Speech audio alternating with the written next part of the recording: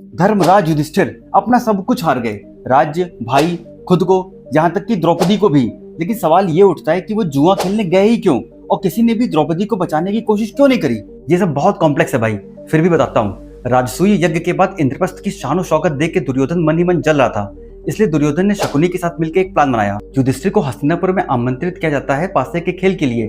उस दौर में ये कोई नॉर्मल पासे का खेल नहीं था, बल्कि राजाओं की प्रतिष्ठा और चुनौती का हिस्सा था। मतलब पहले से ही कोई षड्यंत्र था। हाँ, शकुनी का उद्देश्य केवल जीतना नहीं था, बल्कि युधिष्ठिर को धर्म में फंसाकर गलत डिसीजन तक लेके जाना था। युधिष्ठिर की एक कमजोरी थी, वो नियम, कर्तव्य और धर्म को सबसे ऊपर मानते थे, और उसी विश्वास में वो कौरवों को अपना भाई समझकर खेलने बैठ गए। लेकिन शकुनी के पास एक विशेष तरीके के हड्डी के बने पासे थे, जो सिर्फ उसके अकॉर्डिंग चलते थे, इसीलिए युधिष्ठिर हारते चले गए। लेकिन खुद को हारता हुआ देख के उन्होंने गेम क्यों नहीं छोड़ा? यही तो असली ट्रैप था। उस समय की राजकीय संस्कृति में किसी भी चैलेंज को छोड़ना क्षत्रियों के लिए अधर्म माना जाता था। युधिष्ठिर ने जब भी खेल को छोड़ने की कोशिश की तो शकुनी ने उन्हें अपमानित करते हुए उकसाया कि क्षत्रिय होकर गेम को छोड़ना तुम्हारे लिए अधर्म की बात है। यहीं से साइकोलॉजिकल ट्रैप बनता चला गया।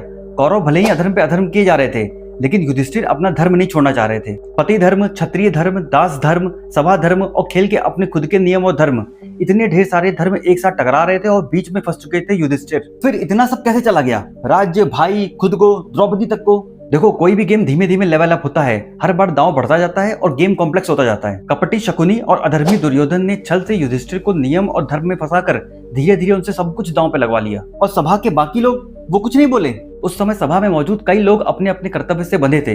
भीष्म पितामह, द्रोणाचार्य और अन्य योद्धा राज्य और राजा के प्रति अपनी निष्ठा की प्रतिज्ञा में बंधे थे। वो चाहकर भी अपने राजा दुर्योधन के विरुद्ध नहीं जा पाए। अर्जुन, भीम, उन्होंने क्यों नहीं रोका? खुद को हार जाने की वजह से युधिष्ठिर दास धर्म में बन चुके थे, और एक दास का कोई अधिकार नहीं होता। तो जब दास का ही कोई अधिकार नहीं तो उसके भाइयों का भी कोई अधिकार नहीं। तो क्या ये सब जो हुआ वो सही था? नहीं, बिल्कुल नहीं।